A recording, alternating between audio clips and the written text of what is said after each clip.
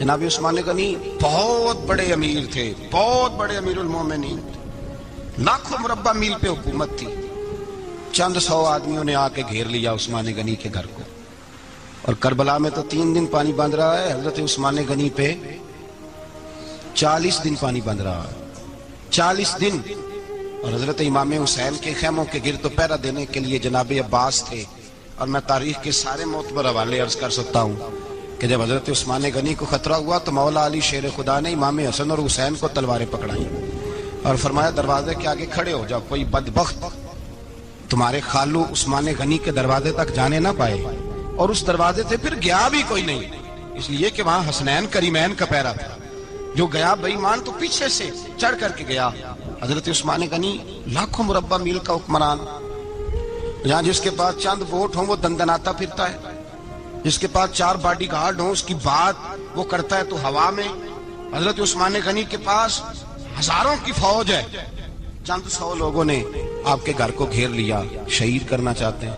جناب عثمان غنی رضی اللہ تعالیٰ عنہ کے پاس حضرت علی رضی اللہ تعالیٰ عنہ، کئی اور لوگ گئے، کہا عثمان 3 باتیں ہیں، یا تو ہمیں اجازت دو، یا تو تم تھوڑی دیر کے لیے خلافت چھوڑ دو، حکومت چھوڑ دو، چند دنوں کے لیے کسی اور کو امیر بناؤ۔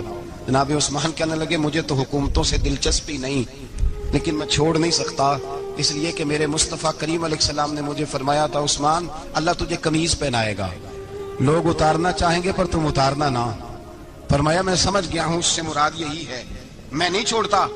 کہا عثمان پھر اس طرح کریں، ہمیں اجازت دیں، یہ چند سو لوگ ہیں، ہماری تلواریں چند منٹ میں فیصلہ کر دیں گی۔ جناب عثمان غنی فرمانے لگے میں نبی پاک کا شہر اپنی وجہ سے خون میں رنگ دوں، میری وجہ سے؟ نبی پاک علیہ السلام نے فرمایا تھا ایک مینڈا ہوگا، بکرا، جس کی وجہ سے میرے مدینے کی گلیوں میں خون بہے گا، میں وہ بکرا نہیں بننا چاہتا۔ فرمایا میں نہیں چاہتا میری وجہ سے خون بہے اور حضور کے مدینے میں بدامنی ہو۔ عثمان کی جان جاتی ہے تو جائے، پر نبی پاک کے مدینے میں شور نہیں ہونا چاہیے۔ اے پائے نظر ہوش میں آ، یہ کوہ نبی ہے، آنکھوں سے بھی چلنا یہاں بے ادبی ہے۔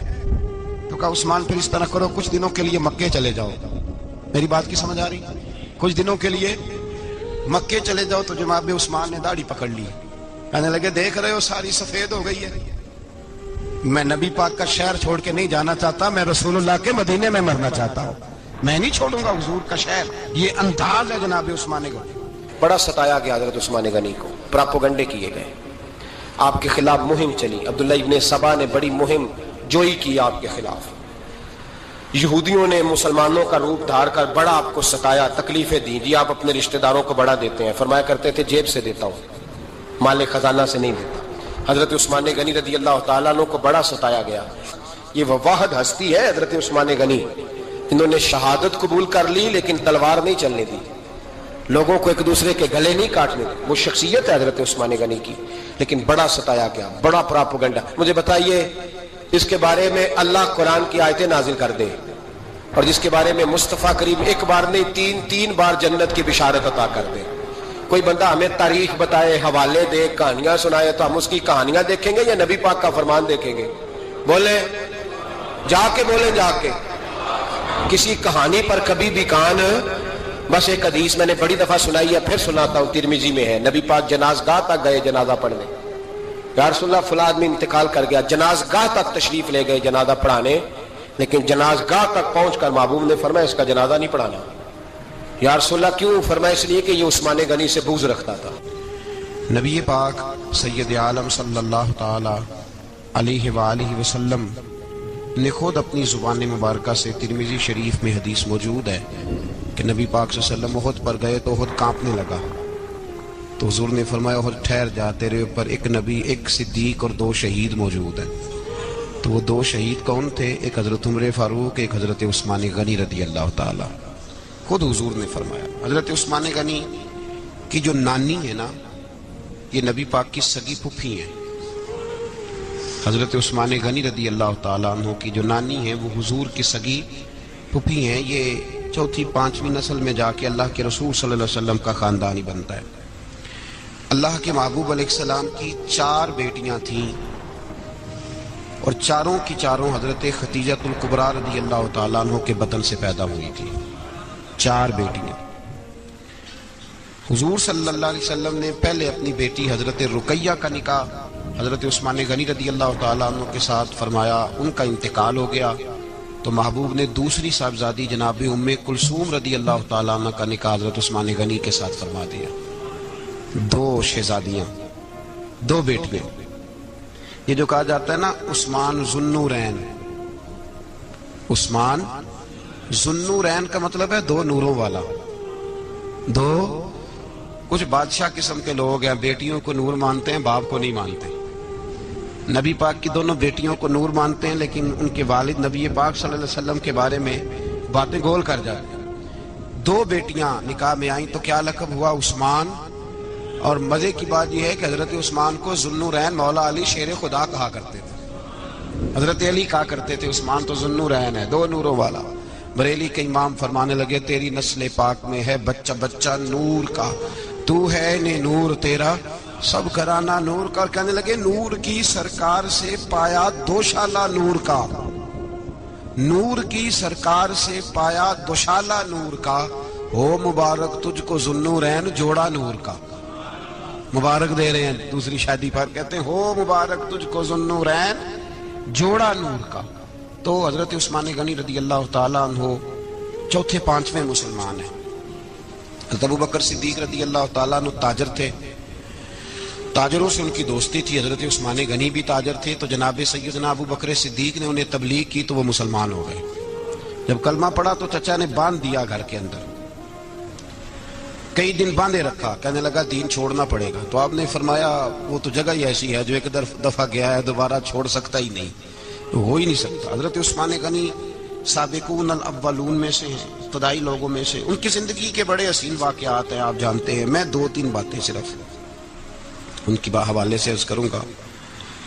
ہر آدمی میں ہر صلاحیت ہوتی ہے، لیکن کچھ چیزوں کا غلبہ ہوتا ہے، کچھ چیزوں کا غلبہ ہوتا ہے. حضرت عثمان غنی میں 2-3 چیزوں کا بڑا غلبہ تھا. سخی تھے تو دریا سے بھی زیادہ سخاوت فرماتے تھے. مالاں والے سخی نہیں ہوندے، سخیاں کل مال نہیں ہوتا. ایتھے اوتھے دومی جہانی سخی کنگال نہیں ہوتا. حضرت عثمان غنی رضی اللہ تعالیٰ عنہ بہت بڑے سخی تھے، اتنے بڑے تھے کہ غنی کہہ دیا اللہ کے رسول نے.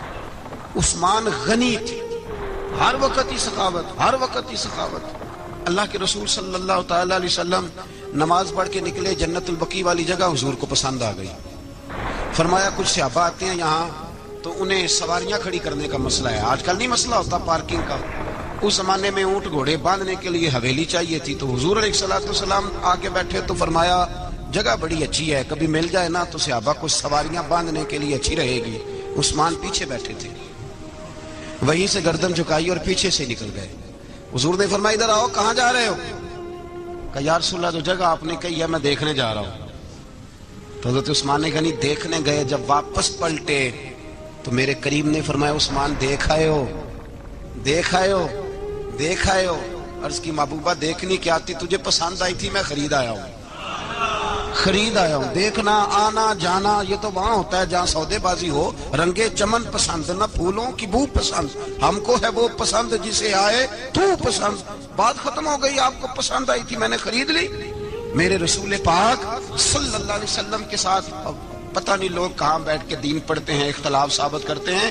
جو جگہ مصطفیٰ کو پسند آئی عثمان نے خریدی، اس جگہ پہ سیدہ فاطمہ الزہرا کا مزار بنا ہوا ہے. اس جگہ بی بی پاک کا مزار ہے جو حضرت سیدنا عثمان غنی کی خریدی ہوئی ہے. اس کا مطلب ہے یہ جگہ مصطفیٰ کا بھی پسندیدہ ہے، اہل بیت کی بھی پسندیدہ ہے. حضرت عثمان غنی کا مزاج ہے، حضور اعلان کر رہے تھے. اس کا مطلب ہے چندے کا اعلان کرنا بھی نبی پاک کی سنت ہے، اس لیے ہم بھی کبھی کبھی یہ سنت ادا کر لیتے ہیں. چندے کا حضور نے اعلان کیا. جیش اسرا کے لیے بہت بڑا لشکر جانا تھا، فرمایا اٹھو بھئی حصہ ڈالو. حضرت عثمان نے دائیں بائیں دیکھا، کتنے بہت زیادہ سپاہیوں کے لیے بہت زیادہ سامان چاہیے، قحط کا زمانہ ہے. جناب عثمان اٹھے کا یا رسول اللہ 100 فوجیوں کا خرچہ، ان کا گھوڑا بھی دوں گا، گھوڑے پر رکھنے کے لیے یا رسول اللہ صلی اللہ علیہ وسلم جو کجاوا ہوتا ہے، کاٹھی ہوتی ہے، وہ بھی میری، فوجی کی وردی بھی میری، اور جب تک واپس آئے گا تب تک سارا کھانے کا خرچہ بھی میرا. نبی پاک صلی اللہ علیہ وسلم مسکرائے، فرمایا عثمان اللہ تجھ سے راضی ہو. थोड़ी देर के बाद फरमाया फिर उठो भाई। दाएं बाएं देखा, कोई उठा ही नहीं। हजरत उस्मान फिर खड़े हो गए। कहा हुजूर 100 मेरा और शामिल कर ले। नबी पाक ने फिर ऐलान किया। हजरत उस्मान कहते हैं मेरे ना दिल को कुछ होता था, फिर उठे। कहा हुजूर मेरा तीसरा 100 भी शामिल कर ले। फरमाते जनाब उस्मान गनी चौथी दफा मेरे मुस्तफा ने ऐलान किया तो मुझसे ना ही रहा गया। मैंने कहा महबूबा ऐलान ना करो, आप इशारा करो, उस्मान के पास जो कुछ भी है वो मोहम्मद अरबी के कदमों का ही सदका है। आप ऐलान करो, हाजिर है, अर्श है, हाजिर है। फूक फूक के देना, देख देख के देना, ये तो वहां का सौदा होता है जहाँ सौदेबाजी होती है। लेकिन यहाँ तो या रसूल अल्लाह जब तक बिके न थे कोई पूछता न था, ये तो तूने खरीद कर हमें अनमोल कर दिया। और मुझे वो बात बड़ी पसंद है, मैं तन्हाइयों में किताब खोल के पढ़ता हूँ, तन्हाइयों में पढ़ता हूँ मेरे रसूल पाक सल्लल्लाहु ताला अलैहि वसल्लम। और मैं जब मुझे कभी लुत्फ लेना होता है तो मैं साहिब तबकात की ये रवायत खोल के बैठ जाता हूँ जब अपना मजा लेने को दिल करे। हजरत उस्मान गनी शहजादे थे, दौलतमंद बाप के बेटे थे, रईस आज़म थे। अमीरों के बच्चे नाजुक मिजाज होते हैं, मूड के मालिक होते हैं। बहुत बड़े रईस थे, पर इश्क लगा सी खेड़ा खेड़ दी नूं तो फिर खेड़ा भुल गईयां। गज्जल पाया सी यार दे वेखने, फिर ओदी याद विच रोंदियां ही डुल गईयां। हैदर शाह इस गली कदे ना रुलदी, पर हुण ते रुल 4-5 दिन के बाद मदीने आए, सफर पे गए हुए थे। हुजूर के पीछे नमाज पढ़ी तो महबूब के चेहरे पे जरा नकाहत है, कमजोरी है। हजरत बिलाल को मिले, कहने लगो बिलाल मैं 4 दिन बाहर रहा हूँ, हुजूर के चेहरे पे कमजोरी क्यों है? जनाब बिलाल कहने लगे जा घर जाके पूछ ले। कहता मैंने दरवाजे पे दस्तक दी, सैयदा आयशा सिद्दीका अंदर से बोली कौन है? मैंने कहा अम्मा जी गुलाम हूँ उस्मान, मैं 4 दिन के बाद आया हूँ तो चेहरे पे बड़ी कमजोरी है। फरमाते जनाब आयशा हिचकी लेके रोई, क्या हुआ? तो कहने लगी उस्मान 4 दिन हो गए कौनैन के मालिक ने रोटी कोई नहीं खाई, एक प्याला दूध का एक खजूर। हजरत उस्मान गनी रज़ी अल्लाह ताला का अम्मा जी आप पर्दे में नहीं चली जाती? शहजादा दौड़े गए, घर से अनाज की बोरी कंधे पे रखी, हर चीज उठाई। गुलाम कहने लगा मुझे दे दो, 20-20 नौकर हैं घर में। फरमाया नहीं ये मेरी ड्यूटी है, मैं नहीं करनी। उस्मान खुद गए, रसूल पाक के घर में झाड़ू दिया, चूल्हे में आग जलाई। हजरत आयशा कहती है मैं पर्दे के पीछे से देख रही थी, जब उस्मान फूंके मारते थे तो दाढ़ी से धुआं निकलता था। फिर उस्मान जिसने पानी का प्याला भी खुद नहीं पिया था उसने सालन पकाया, फिर रोटियां पकाई तो हाथ जले। खाना पका के और दस्तरखान लगा के मस्जिद में हाजिर हुए। कहा महबूबा अगर मेहरबानी करें तो घर नहीं आते? हुजूर तशरीफ लाए और जब पहला लुकमा पन तंदूर हड्डां दा बालन ते असी हावां नाल तपाया, कप कप मुकियां पेड़ कीते, उत्तों इश्क पलेथन लाया, तन दी हांडी मन दा सालन, उत्तों लून सबर दा पाया।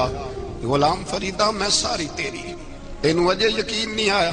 का महबूब यहाँ बैठे तो सही, यहाँ बैठे तो सही। हुजूर तशरीफ फरमा हुए और पहला लुकमा जब नबी पाक ने मुंह में रखा तो उस्मान तड़प के रोए। 600 दिनार नीचे रखे, या रसूलल्लाह मैंने दौलत को आग तो नहीं लगानी अगर तेरे काम ना आए। हुजूर किस काम की ये जायदादें, किस काम की? अगर आपके घर में 4 दिन खाना ना पके। हजरत आयशा सिद्दीका फरमाती हैं उस्मान तो चले गए, ये कह के मेरे मुस्तफा ने फिर हाथ उठाए और ऐसी दुआ दी कि मैं तड़प उठी, मैं रोने लगी। हुजूर ने झोली उठा के कहा अल्लाह मैं उस्मान से राजी हूँ, तू भी मेरे उस्मान से राजी हो।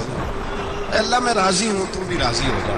भाई ये दर्द, ये ज़ौक़, ये मिजाज, ये अंदाज, ये हजरत उस्मान गनी को अल्लाह ने अता फरमाया।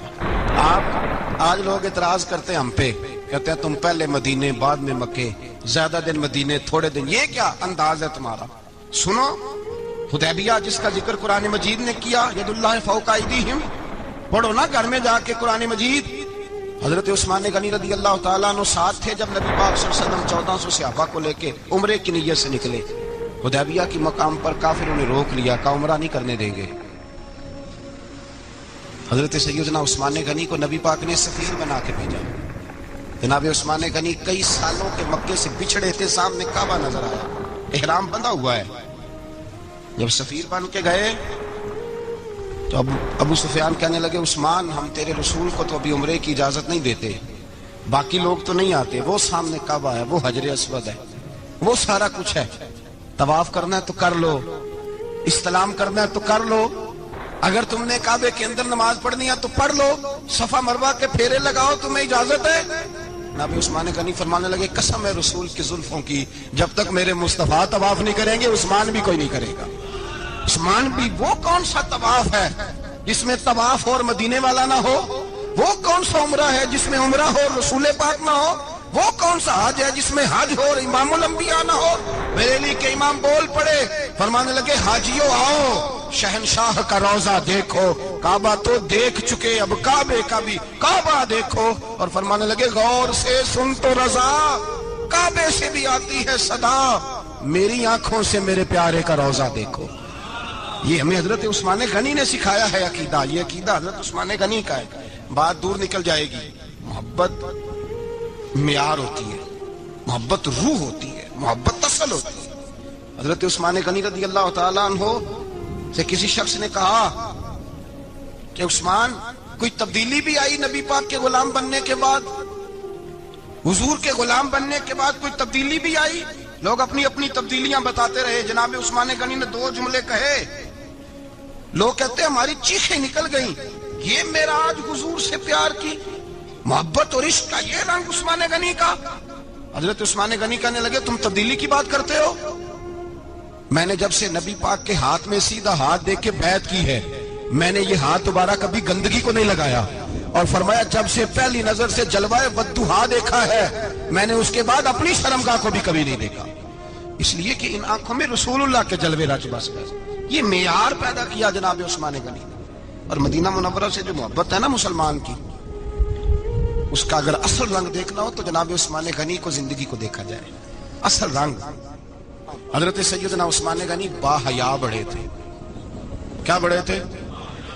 کچھ لوگ بے حیا ہوتے ہیں، کسی کو بھی نہیں چھوڑتے، نہ صحابہ کو، نہ اہل بیت کو، نہ کسی اور کو. عثمان با حیا بڑے تھے. کتنے؟ حضرت عائشہ صدیقہ فرماتی ہیں، مشکات میں مسلم میں موجود ہے، آپ فرماتی ہیں نبی پاک بیٹھے تھے تو حضور کی نا پنڈلی مبارک، مرد کے لیے حکم ہے ناف سے گھٹنے تک چھپا کے رکھے. پنڈلی ننگی ہو بھی جائے نا یہ پنڈلی تو اس کی اجازت ہے شریعت میں مرد کے لیے. فرماتی ہیں اللہ کے محبوب لیٹے ہوئے تھے اور حضور کی طامت پنڈلیوں سے تھوڑی اونچی تھی، تو حضرت ابو بکر صدیق آئے تو نبی پاک نے فرمایا آ جاؤ. حضور لیٹے رہے. ماتی تھوڑی دیر گزری تو حضرت عمر فاروق آئے، حضور اجازت ہے، تو نبی پاک صلی اللہ علیہ وسلم نے فرمایا آ جاؤ. نبی پاک لیٹے رہے. چند لمحے گزرے تو عثمان غنی آ گئے. حضور آ جاؤ. فرمایا 1 منٹ. اللہ کے حبیب اٹھے، طامت مبارک کو سمیٹا، پنڈلیوں کو ڈھانپا. حضور بیٹھے، عثمان آئے، باتیں ہوئی، چلے گئے. حضرت عائشہ کہتی ہے میں پردے کے پیچھے سے دیکھ رہی تھی، میں حاضر خدمت ہوئی کا محبوبہ سمجھ نہیں آئی. آئے ابو بکر بھی ہیں، میرے والد آئے، عمر بھی ہیں، مقام ان کا بھی بڑا ہے، پر عثمان آئے تو آپ نے کپڑا سیدھا کیا. فرمایا عائشہ میں اس سے حیا نہ کروں جس سے اللہ کے فرشتے بھی حیا کرتے ہیں. حضرت عثمان غنی رضی اللہ تعالیٰ عنہ اپنے گھر کے اندر ہوتے تو کئی کپڑے لپیٹے رہتے، کئی کپڑے جناب. میں ایک نتیجہ آپ کے سامنے رکھنا چاہتا ہوں، میری طرف دیکھیں. کئی کپڑے لپیٹے رہتے، کپڑوں کے اوپر کپڑے، شرم و حیا کے پیکر. جناب عثمان غنی غسل کرتے تو کپڑوں سمیت کرتے. فرماتے نام بھائی مجھے شرم آتی، پیکر شرم و حیا. اس کا نتیجہ کیا نکلا؟ حضرت رقیہ رضی اللہ تعالیٰ عنہ کے ساتھ جناب عثمان غنی کا جب نکاح ہوا تو ابھی پردے کی آیتیں نہیں آئی تھی. شرم و حیا کے پیکر تھے، ابھی پردے کا حکم نہیں آیا تھا. صحابہ بے دریغ آتے جاتے تھے ایک دوسرے کے گھروں میں. اللہ کے محبوب علیہ السلام نے گوشت پکایا تو فرمایا حضرت اسامہ بن زید کو جاؤ عثمان کو بھی دے آؤ. جناب اسامہ بن زید فرماتے ہیں میں نے گوشت پکڑا، سالن پکڑا اور ان کے گھر پہنچا. جامع ترمذی میں موجود ہے. فرماتے ہیں میں جب اندر داخل ہوا مصطفیٰ کی شہزادی کو دیکھا اور پھر عثمان غنی کو دیکھا. فرماتے ہیں جنہیں میں نے دیکھا ایسا جوڑا میں نے کبھی نہیں دیکھا تھا. میں بس ہلکا سا مسکرا کے پلٹ آیا، نہ انہوں نے کچھ پوچھا نہ میں نے کچھ بتایا. فرماتے ہیں جب میں مسجد میں داخل ہوا نا، پہلا قدم ہی رکھا تو مصطفیٰ کریم نے فرمایا اسامہ دے آئے ہو سالن؟ میں نے کہا یا رسول اللہ دے آیا ہوں. فرمایا ایسا سونا جوڑا پہلے کبھی دیکھا ہے؟ دیکھا ہے کبھی؟ میں نے کہا نہیں حضور میں نے نہیں دیکھا. تو میرے مصطفیٰ کریم علیہ، یہ لفظ ترمذی کے نہیں، شاہ ولی اللہ صاحب نے ازالۃ الخفا میں لکھیں. میرے محبوب پاک علیہ السلام نے فرمایا عثمان کی شکل ایک تو جد الانبیاء ابراہیم خلیل اللہ سے ملتی ہے، اور دوسرا فرمایا اگر کسی نے میرے جلوے دیکھنے ہو تو وہ بھی عثمان کے چہرے میں نظر آئیں گے. او نوجوانوں پیغام دے رہا ہوں، رزلٹ نکال رہا ہوں. بے حیائی بے شرمی کی گفتگو والے کے چہرے پہ حسن نہیں آتا. تو حیادار بنتا جا، رب تعالیٰ تجھے حسن و جمال عطا فرماتا جائے گا. جتنا حیا تیرے اندر ہوگا اتنا نور تیرے مکھڑے پہ ہوگا. جتنی شرم میں تو لپٹا ہوا ہوگا اتنی اللہ تجھے تازگی عطا کرے گا. میرے صاحب فرمایا کرتے جو گند بولتا ہے اس کے چہرے کا حسن سب سے پہلے چھن جاتا ہے. اور فرمایا جو بری باتیں سوچتا ہے، جس کی سوچ بری ہوتی ہے، سب سے پہلے اس کے چہرے کا حسن بگڑتا ہے. اگر تو چاہتا ہے تازہ رہے، ٹھنڈا رہے، نورانی رہے، تو پھر حضرت عثمان نے تجھے بتایا ہے کہ شرم والا بن کے رہے، اللہ سب سے زیادہ حسن تجھے ہی عطا فرما دے گا. زیادہ بولنے والا، زیادہ باتیں کرنے والا، جو منہ میں آیا کہہ گیا، اس آدمی کی نورانیت چلی جاتی ہے. اگر لوگ وہ کریموں سے نہیں آتا، اور نائی کے پاس بیٹھ کے چہرے پہ روز نیا ڈیزائن، نئی لکیر بنوانے سے حسن نہیں آتا. حسن شرم و حیا سے آتا ہے. یہ جو ہم عارضی حسن خرید کے لاتے ہیں نا 4 پیسے کا، یہ ماند نہیں پڑتا، یہ تباہ کرتا ہے، اور یہ تباہ ہو جاتا ہے. کچھ لوگ ایسے ہوتے ہیں، کچھ لوگ جن کے پاس بیٹھنے کو اتنا دل نہیں کرتا جتنا ان کا چہرہ دیکھنے کو دل کرتا ہے. ان کے پاس بیٹھنے کو بعضوں کا دل کرتا ہے کہ بس نہ ذرا. اور طبیعت آج میں ہو کے آیا ہوں استاد حاجی صادق صاحب رحمۃ اللہ علیہ. میں نے ان بزرگوں کو دیکھا ہے، ہم نے نظر بھر کے آنکھوں میں آنکھیں ڈال کے تو بڑا کم دیکھا ہے. ہم چوری دیکھا کرتے تھے. چوری میں ویکھاں تے میرا یار نہ ویکھے، تے جے میں نام ویکھاں تے ہو ویکھے. ہم لوگ چوری دیکھا کرتے تھے. میں نے اپنے حضرت صاحب کو بھی شاید ہی کبھی آنکھوں میں آنکھیں ڈال کے دیکھا ہو، تبھی دیکھا ہے جب وہ کسی اور کو دیکھ رہے ہوتے تھے. بھائی ان لوگوں کے اندر کا حسن، شرم و حیا، معصومیت بن کے ان کے چہروں پہ نکھر آتا تھا. حضرت عثمان غنی کی شرم و حیا نورانیت بن کے ان کے چہرے پہ آ گئی تھی. جناب عثمان غنی پیکرے شرم و حیا تھے.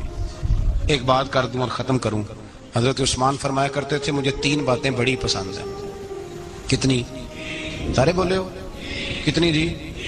کون کون سی؟ فرمایا کرتے تھے بھوکے کو روٹی کھلانا، ننگے کو کپڑا پہنانا، اور تیسرا میرا دل کرتا ہے مجھے اور کوئی کام نہ ہو، قرآن پاک میرے سامنے رہے اور میں سارا دن تلاوت ہی کرتا رہوں. 3 باتیں پسند تھی. بھوکے کو کھانا کھلانا، ننگے کو کپڑا پہنانا، اور یعنی روٹیاں بانٹتے رہتے تھے، سوٹ بانٹتے رہتے تھے. یہ مزاج تھا. فرماتے تھے میری پسند ہے. اور تیسرا میرا دل کرتا ہے کہ قرآن مجید پڑھا رہے اور میں. وہ کنویں کی بات بڑی معروف ہے، میں نے بس اشارہ کرنا ہے. نبی پاک نے بھی اعلان کیا تو بڑا ہی اعلان کر دیا. فرمایا وہ میٹھے پانی کا کنواں ہے، قبضہ یہودی کا ہے. جو بندہ خرید کر وقف کرے گا نا اسے کیا ملے گا؟ تو حضور نے فرمایا میری جیب میں جنت کی ٹکٹ ہے، میں اسے جنت دے دینی. یہ ہے عرض جنت، یہ طیبہ کی زمین ہے. جنت بھی یہی، مال کے جنت بھی یہی ہے. جنت لے لے مجھ سے، لے لے. حضرت عثمان غنی گئے، اس کو کہا بھائی کنواں میرے ہاتھ بیچ دے. کنویں کی قیمت تھی 500-700 دینار. تو حضرت عثمان 500-600 دینار کل کنویں کی قیمت تھی. جناب عثمان غنی گئے، یہودی کو پتا تھا کہ یہ خریدنا چاہتے ہیں. فرمایا یار یہ کنواں بیچ دو. کہنے لگا نہیں بیچنا. فرمایا قیمت منہ مانگی. کہنے لگا قیمت میری مرضی کی. کہا تمہاری مرضی کی. اپنی اپنی اوقات ہوتی ہے نا قیمت لگانے کی. تمہاری مرضی کی. کہنے لگا میری شرط ہے میں 1 دن کے لیے کنواں دوں گا، 1 دن میں 1 دن آپ. فرمایا یہ بھی منظور ہے. کتنے پیسے؟ اس نے کہا میں 3000 دینار لوں گا. 500-600 کا. حضرت عثمان غنی فرمانے لگے تو نے اپنی اوقات کے مطابق 3000 مانگا ہے، میں 40,000 لے کے آیا تھا. اپنی اوقات کے مطابق مانگا. 40,000 دینار میری جیب میں. یہودی کہنے لگا عثمان تو تاجر ہے، اور عام تاجر نہیں، عالمی سطح کا تاجر ہے. لوگ تیری تجارت کی مثالیں عرب میں دیتے ہیں، پر 500-600 کا کنواں 40,000. فرمانے لگے مسئلہ کنویں کا نہیں، مسئلہ مصطفیٰ کے فرمان کا ہے. وہ جو حضور کا فرمان پورا کرنا ہے نا، اس کے لیے 40,000 تھوڑے ہیں. میرے پاس تھے ہی اتنے جو لے کے آیا ہوں. حضرت عثمان نے پیسے چکائے. اس نے کہا 1 دن پانی ملے گا. فرمایا منظور ہے. وہ 1 دن بیچا کرتا تھا پانی. حضرت عثمان نے اعلان کر دیا جو میرا دن ہے نا فری پیو. ملا رومی رحمۃ اللہ علیہ فرماتے ہیں کنویں سے سادہ پانی نکل جائے تو تازہ آ جاتا ہے، اور اگر پانی کنویں کے اندر رہے سارا ختم نہ ہو تو باسی ہو جاتا ہے. اس لیے فرمایا کرتے تھے میں اس کنویں سے پانی پیتا ہوں جس پہ رش زیادہ ہوتا ہے، اس لیے کہ وہاں سے پانی ختم ہوتا ہے تو تازہ آتا رہتا ہے. فرماتے تو اللہ کے رستے میں سارا خرچ کر دے، اللہ تازے عطا کر دے گا اور پہلے سے زیادہ عطا کر دے گا. میرا آپ کا مسئلہ یہ ہے کہ تجارت بندوں کے ساتھ ہے. بندوں کے ساتھ جو تجارت ہے نا، بندے کنجوسی کر جاتے ہیں. بندے کا تو صحیح کام چل جائے تو پارٹنر کو فارغ کر دیتا ہے، یہ تو فارغ ہے. اور اگر کبھی کسی کی دکان میں کوئی کرایہ دار اچھا اس کی دکان چل جائے تو مالک کہتا ہے تو جا، اب دکان میں نے خود کھولنی ہے، وہ فارغ کر دیتا ہے. بندوں کا تو مزاج اور اللہ تبارک و تعالیٰ سے جب تجارت ہوتی ہے نا، میں نے ایسے لوگ دیکھے ہیں جن کے گھروں میں لاکھوں روپیہ ماہانہ آتا ہے، غربت نہیں جاتی. ان کو سوچنا چاہیے کہ کثرت والا پیسہ آیا ہے پر برکت والا نہیں آیا. حضرت عثمان غنی رضی اللہ تعالیٰ عنہ فرماتے ہیں کہ میں نے پہلے بھی میں بڑا تاجر تھا، لیکن جب سے مصطفیٰ کے نام پر خرچ کرنا شروع کیا، پھر کہاں کہاں سے آیا کب. اور بڑی سیانی بات فرماتے ہیں، آپ فرماتے ہیں میں کلمہ پڑھنے سے پہلے تجارت کو وقت زیادہ دیتا تھا، اور مسلمانوں ہونے کے بعد میں نے تجارت کو ٹائم تھوڑا دیا، پر اللہ نے روزی مجھے زیادہ عطا فرمائی. اس لیے برکت پر ہماری توجہ نہیں رہی، غیبی خزانوں پر خیال ہم نے چھوڑ دیا ہے. غیبی خزانوں سے جو چیز ملتی ہے وہ زیادہ ملتی ہے، جو مادی ذرائع سے ملتی ہے وہ چیز کم ہوتی ہے. حضرت عثمان غنی پر الزام لگا جب آپ کا دور حکومت تھا. یہ یاد رکھیں کہ سب سے زیادہ الزامات حضرت عثمان غنی پہ لگائے گئے. جن بندوں کے قد کاٹ زیادہ ہوتے ہیں ان کے خلاف پروپیگنڈے بھی لمبے چوڑے ہی ہوتے ہیں. بڑی بڑی بات یاد رکھنا. کہا گیا کہ حضرت عثمان لوگوں کو نوازتے بڑا دیتے ہیں حضرت عثمان غنی. تو حضرت عثمان غنی فرمایا کرتے تھے حکمران تو میں آج بنا ہوں تو میں تو پہلے بھی بڑا دیتا تھا، وہ کس خزانے سے دیتا تھا؟ آپ جواب دیا کرتے. دیکھیں ذرا، لاکھوں لوگ حج کرنے آتے تھے، پر حضرت عثمان غنی حج کرنے جاتے تو اعلان کر دیتے کہ کوئی حاجی حج کے موقع پر آ کے کھانا نہ پکائے، سب کو کھانا عثمان غنی اپنی جیب سے دیا کرے گی. مینا میں لنگر کھانا ہوتا تھا حضرت عثمان غنی کا، مینا میں. فرماتے تھے کھاؤ حاجیوں جتنا کھا سکتے ہو. اور پھر حضرت عثمان غنی کا اعلان تھا، خدام کو کہتے تھے میں آخر میں کھاؤں گا، پہلے میرے سارے آنے والے حاجیوں کو کھلایا جائے. ایک مجھ سے نا ایک دوست نے سوال پوچھا 4-5 دن ہو گئے. کچھ سوال ایسے ہوتے ہیں جو بندے کو نا چوراہے پہ لا کے کھڑا کر دیتے ہیں، زندگی میں نہ بھولنے والے سوالات ہوتے ہیں. ایک شخص نے سوال پوچھا، کہنے لگا اوکاڑے دینی اور مذہبی گھرانہ ہے، اوکاڑے سے تعلق ہے، میرے ساتھ محبت کا رشتہ ہے. کہنے لگے بیٹی کی شادی کر دی ہے راولپنڈی میں. آپ کی بھی بیٹیاں ہیں، میری بھی بیٹی ہے. بیٹی کی شادی کر دی ہے راولپنڈی میں. اب بچی چند دن رہنے آئی ہے. پوچھنا یہ ہے کہ نماز پوری پڑے گی کہ قصر پڑے گی؟ تو میرا تو اس نے کام کر دیا، حد ہو گئی. رو رو کے برا حال. میں نے کہا یار تو بند کر دے فون، رات کو بتاؤں گا. کیا پوچھ لیا یار تو نے؟ بیٹی مسافر نہیں ہوتی، بیٹی تو مہرانی ہوتی ہے باپ کے گھر کی. اور بیٹی مطلب کیسے بتاؤں کہ دل کرتا ہے کہ بیٹی وہ صرف ہنسے، وہ روئے کبھی نہ. یہ دعا ہوتی ہے. تو نے اتنا بڑا سوال کیوں کیا؟ بہرحال علماء کو کچھ چیزوں کے جواب دینے پڑتے ہیں. میں نے کہا میں رات کو بتاؤں گا. رات کو پھر فون آیا کہ آپ وہ بڑی جلدی جواب دینے کے آتی ہیں تو دیر کیوں کر دی؟ تو میں نے کہا یار جواب تو میرے پاس تھا لیکن ہمت نہیں تھی ابھی. تو میں نے کہا کہ اگر تو بیٹی آئی ہے والد کے گھر میں اور ابا جی کا پروگرام ہے اسے جائیداد میں سے حصہ دینے کا، تو پھر تو بیٹی نماز پوری پڑے گی. لیکن اگر ابا جی نے علیحدہ کر کے انگوٹھا لگوانا ہے تو پھر بیٹی مسافر ہے. اگر ابا جی نے اس کو علیحدہ کر کے انگوٹھا لگوانا ہے نا کہ دے دے بھائیوں کو، خیر ہے تیری شادی پہ خرچہ کر دیا ہے. اگر ابا جی کے دل میں نے کہا یہ ابے سے فتویٰ پوچھ لو، اگر ابا جی کے دل میں چور ہے نا کہ بیٹی کو دینا کچھ نہیں، تو پھر بیٹی نے نماز قصر پڑھنی ہے. اس لیے کہ پھر وہ وہاں حصے دار. اس کی دلیل حضرت عثمان غنی رضی اللہ تعالیٰ عنہ حج کے لیے تشریف لے گئے تو لوگوں نے حضرت عثمان غنی سے کہا کہ نبی پاک بھی قصر نماز پڑھتے تھے، حضرت عمر بھی حج کے موقع پر قصر پڑھتے، حضرت ابو بکر بھی، آپ کیوں پوری پڑھتے؟ فرمایا ان کا مکے میں گھر کوئی نہیں تھا، میرے تو پورے کے پورے باغ ہیں، تو میں یہاں مسافر نہیں ہوں، میں یہاں مقیم ہوں. تو اگر تو بیٹی کا حصہ بھی ہے ابا جی کے گھر میں تو پھر وہ نماز پوری پڑے گی. لیکن اگر ابا جی نے اللہ تعالیٰ خیر فرمائے بیٹوں کے حق میں فیصلہ سنا دیا ہے اور انہوں نے بیٹی سے کہہ دیا ہے کہ چھوڑ، جو بیٹیاں حصہ لیتی ہیں ان کے بھائی نہیں ملتے تو نہ ملے بھائی، کوئی حرج نہیں. ضروری ہے ظالم بھائیوں سے رابطہ رکھنا جو کھا جائے بہنوں کا حصہ. والد ظالم ہے، ظالم ہے باپ، بیٹے کو حصہ دیتا ہے بیٹی کو نہیں دیتا. اور یہ 1.5 مربے والے جاگیردار کی بات نہیں کر رہا، جس کا 4 مرلے کا مکان ہے اس کی بیٹی کا بھی حصہ بنتا ہے. کیوں کھاتے ہو بیٹیوں کا حصہ؟ ڈر نہیں آتا اللہ تعالیٰ سے؟ کیوں کھاتے ہیں لوگ بیٹیوں کا حصہ؟ جب اللہ رسول نے رکھا ہے تو کیوں کھا جاتے؟ اور پھر کہتے ہیں جناب بڑا پیار ہے بیٹی سے، رونے دھونے کے لیے پیار ہے. تو یاد رکھیں حضرت عثمان غنی رضی اللہ تعالیٰ عنہ کا لنگر چلتا تھا. تو میرے بھائی ایک اور بہت بڑی خوبی حضرت عثمان غنی کی تیسری وہ یہ تھی کہ آپ میں اللہ نے بہت زیادہ حیا رکھی تھی. اگر آپ ناراض نہ ہو تو ہماری حکومتوں میں جو بدتمیز زیادہ ہوتا ہے اس کا عہدہ زیادہ ہوتا ہے، اس کو اچھا عہدہ ملتا ہے جو بدتمیزی زیادہ کرتا ہے. اور ہمارے ہاں نوجوان سمجھتے ہیں کہ کھل کے پھرنا، کھل کے کھانا، مرضی کا لباس پہننا. ہمارے ایک بزرگ فرمایا کرتے تھے جب سے پیسے لوگوں کے پاس زیادہ آئے ہیں لباس چھوٹے ہو گئے، پیسہ زیادہ آ گیا کپڑے جسموں پہ سکڑ گئے. لوگ سمجھتے ہیں کہ بس جو دل میں آئے کہہ دینے کا نام جمہوریت ہے، آزادی رائے ہے. حضرت عثمان غنی رضی اللہ تعالیٰ عنہ شرم و حیا کے پیکر تھے، بڑا پیسہ تھا، بڑا کچھ تھا، لوگ ڈرتے تھے، سردار بھی تھے، جو چاہتے کر سکتے، روب طاری ہوتا. لیکن عثمان غنی کو جب بھی کوئی دیکھتا تھا کسی کونے میں بیٹھے نظر آتے تھے، چھپے ہوئے، پیچھے، شرم و حیا، نفاست پسندی، بڑھ بڑھ کے آگے ہونا، ہر ویڈیو میں شامل ہونے کی کوشش کرنے کا نام پیار نہیں ہے. نفاست پسند جو لوگ ہوتے ہیں وہ اکثر چھپے ہوئے ہوتے ہیں، ان کا پتہ ہی نہیں ہوتا لوگوں کو کہ پیچھے دراصل ہے کون. دیکھیے نا بڑی معروف حدیث ہے صحیح مسلم میں، نبی پاک صلی اللہ علیہ وسلم آرام فرما رہے تھے، حضور نے تامت مبارک باندھی ہوئی تھی، لیٹے ہوئے تھے سرکار. تو جب آدمی لیٹتے تھے نا، ہمارے بزرگ بھی جب لیٹتے ہیں تو تامت کو سمیٹا کرتے تھے تو گھٹنوں تک آ جاتی تھی. دیکھا نا آپ نے، گھٹنوں تک تامت آ جاتی جب لیٹتے. تو سرکار بھی لیٹے تھے، پردے کی ابھی آیتیں نہیں آئی تھی، دروازے پہ دستک ہوئی. حضرت عائشہ صدیقہ عرض کرنے لگے یا رسول اللہ میرے ابا جان جناب ابو بکر صدیق آئے. حضور نے فرمایا بلا لو. حضرت عائشہ کہتی ہیں وہ آ کے بیٹھ گئے، حضور لیٹے رہے. پھر دستک ہوئی، اب کون ہے؟ کہا سیدنا فاروق اعظم. کہا عائشہ آپ ساتھ والے حجرے میں چلی جاؤ. اما جی وہاں چلی گئی. تھوڑی دیر کے بعد حضرت عمر آئے، حضور لیٹے رہے. جناب عائشہ کہتی ہیں پھر دستک ہوئی، اب کون ہے؟ فرمایا عثمان غنی. نبی کریم نے فرمایا اسے کہو ذرا ٹھہر جائے. حضرت عثمان ٹھہرے تو حضور اٹھ کے بیٹھے، تہمت مبارک کو ٹھیک کیا، پھر اپنے کرتے مبارک کو سیدھا کیا، پھر دستار کو سیدھا کیا. فرمایا اب بلاؤ عثمان غنی.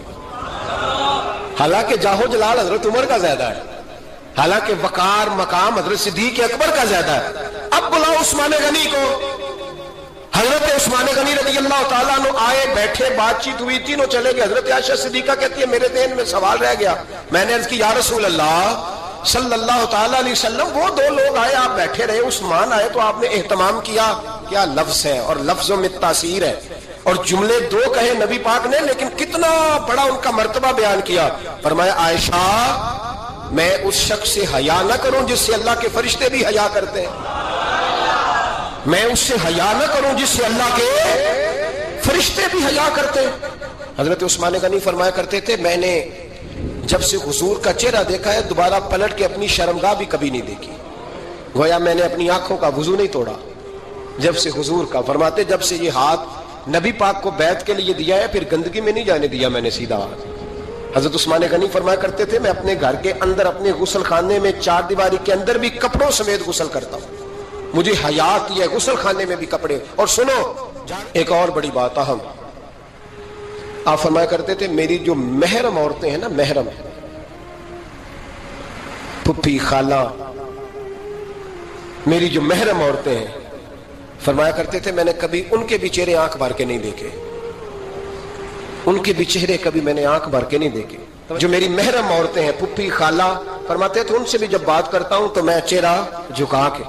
ہمارے ہاں تو کزن ایک دوسرے سے سلام لیتے ہیں، لڑکیاں لڑکے کزن ایک دوسرے سے سلام لیتے ہیں. بچیاں آیا کرتی تھی تو میری کبھی کبھی مجھے بتایا جاتا تھا، میں نے ایک پابندی لگا دی بچیاں جب مدرسے میں آتی تھی کہ جو دور سے بچی آئے اس کو جس آدمی کا نام لکھا ہو بتایا جائے وہی لینے آئے. ایک دن مجھے اطلاع دی گئی کہ آپ تھوڑی دیر آئیں. میں گھر گیا تو مجھے بتلایا گیا ایک بچی ہے تو اس کو جو پہلے لینے آتا تھا وہ نہیں آیا، کوئی اور آیا. میں نے اس کے بھائی کو فون کیا کہ آپ لینے نہیں آئے. کہنے لگے یہ کزن ہے ہمارا، اس کے ساتھ بھیج دیں، آپ ہمارا ہی کزن ہے، خالہ زاد ہے. میں نے کہا یار آپ کہاں ہو؟ کہنے لگے مجھے 20-25 منٹ لگ جائیں گے. تو میں نے کہا ابھی کلاسیں بھی جاری ہیں تو آپ ہی آ جانا خود ہی. میں نے کہا سب آپ بھیج دیں، مجھے اعتبار ہے اس پہ. میں نے اس کو ایک بات کہی جو آپ کو بھی کہتا ہوں. میں نے کہا یار تمہیں اعتبار ہے تو اللہ رسول کو اعتبار کیوں نہیں؟ انہوں نے کیوں غیر محرم بنایا؟ عجیب تماشا ہے. مجھے پھپھی ذات پہ، خالہ ذات پہ، ماموں ذات پر اعتبار ہے، نبی پاک کو کیوں نہیں؟ آپ کو زیادہ پیار ہے لوگوں سے یا نبی پاک کو امت سے زیادہ پیار ہے؟ کیا مطلب تماشا ہے؟ کیا مزاج بنا لیا میں نے اور آپ؟ نبی پاک نے ایک شخص پر اعتبار نہیں کیا پر میں اس سے پردہ کروں، آپ نے اور میں نے کیسے کر لیا؟ नबी पाक ने खालाजाद, फुफीजाद, देवर पर, जेठ पर, साले पर, बहनोई पर एतबार नहीं किया, पाबंदी लगा दी। तूने कैसे किया? तुझे तेरे दिल में ज्यादा दर्द है, तू ज्यादा दीन को समझने लगा है, इंसानियत ज्यादा उछल आई है तेरे अंदर। एतबार क्या होता है? याद रखना, दुनिया में जितने घर तबाह हुए उन लोगों की वजह से नहीं हुए जिन पर एतबार नहीं था, उनकी वजह से हुए जिन पर एतबार था। घर का बेटी लंका डाहे, बाहर वाले आके कभी भी घर में कोई नकबजनी नहीं करते, जब भी करते हैं एतबार वाले करते। मेरे रसूल पाक अलैहिस्सलाम की वो अज़वाज जिन पर अल्लाह को इतना एतबार है कि रब कहता है मेरे महबूब की बीवियों तुम्हारी जैसी दुनिया में दूसरी है ही कोई नहीं, अल्लाह को इतना एतबार है। लेकिन एक नाबीना सहाबी आए तो हुजूर की दो अज़वाज बैठी थी, तो नबी पाक ने फरमाया पर्दा करो। या रसूलल्लाह वो तो नाबीना है। फरमाया तुम्हें तो नजर आ रहा है ना, तुम्हारी आंखें तो खुली हुई है। हुजूर को एतबार नहीं था, बस कर दे। सबसे बड़ा जालिम वो है जो कहता है मुझे बेटी पे एतबार है, वो जालिम है। वो अपनी बेटी के साथ जुल्म कर रहा है। जो कहता है मुझे एतबार है, कॉलेज जा रही है, यूनिवर्सिटी जा रही है, अकेले आ जा रही है, मुझे एतबार है, ये जुल्म कर रहा है बच्ची के साथ। वो तो बच्ची है, उसका तो ज़हन कमजोर है। हो सकता है साफ दिल हो, लेकिन सामने जो शैतान चौकों में गलियों में दाएं बाएं घूम रहे हैं वो तो साफ दिल नहीं है ना, वो तो मासूम तबा नहीं है ना। तो बाज़ौक़ात बड़े अच्छे नफीस बच्चे भी शैतानों का शिकार हो जाते हैं। खुदा का खौफ करें। हजरत उस्मान गनी की जिंदगी, हजरत उस्मान फरमाते हैं जो महरम औरतें थी उनकी तरफ भी आंख भर के नहीं देखा, इसलिए कि वो खातून है, मैं मर्द हूं, मेरी हया माने। आज लोगों को शौक हो गया औरतों की मजलिस में दौड़ दौड़ के जाना, वहां बैठना, वहां वक्त बिताना। पीराने उज़ाम कहते हैं कि वो दरवेशनियों के बीच बैठे हैं जी, बाप बेटी होते हैं जी, मुरीदनी और पीर। मैंने कहा कोई नहीं होते, उस रिश्ते पर इस्तदलाल है। आला हजरत फरमाते हैं वाजिब है पर्दा पीर और मुरीदनी का, ये पर्दा वाजिब है। अगर कोई शख्स इस तरह बेपर्दा बैत लेगा, बीच में बैठेगा, तो उसका तो मुरीद होना वैसे ही हराम है, जायज ही नहीं है। जो सारा दिन तवीज धागे के लिए बैठा रहे और बीवियों से गुफ्तगू करता रहे। खुदारा हजरत उस्मान गनी रज़ी अल्लाह तआला अन्हु की जिंदगी में जो बातें हमें बहुत ज्यादा